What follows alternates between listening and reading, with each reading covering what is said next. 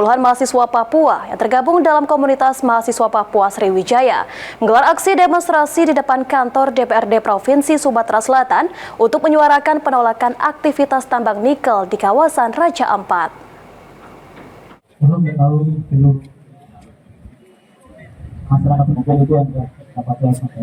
Sejumlah mahasiswa asal Papua dari Universitas Sriwijaya yang tergabung dalam komunitas mahasiswa Papua Sriwijaya menggelar aksi penolakan tambang nikel Raja Ampat di depan kantor DPRD Provinsi Sumatera Selatan Kamis sore.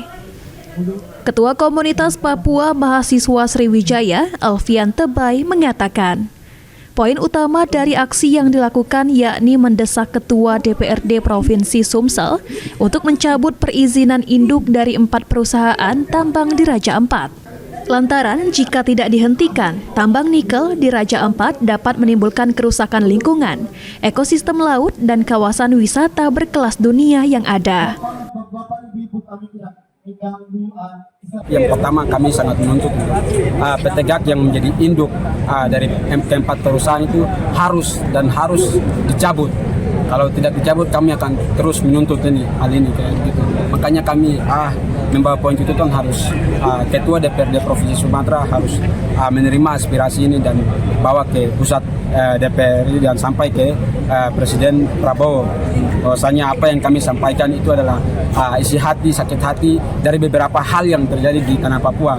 Salah satunya tempat wisata yang menjadi pusat bagi seluruh warga Indonesia, seluruh tanah air Indonesia sampai seluruh dunia pun tahu bahwa Raja Ampat menjadi salah satu wilayah yang dijadikan.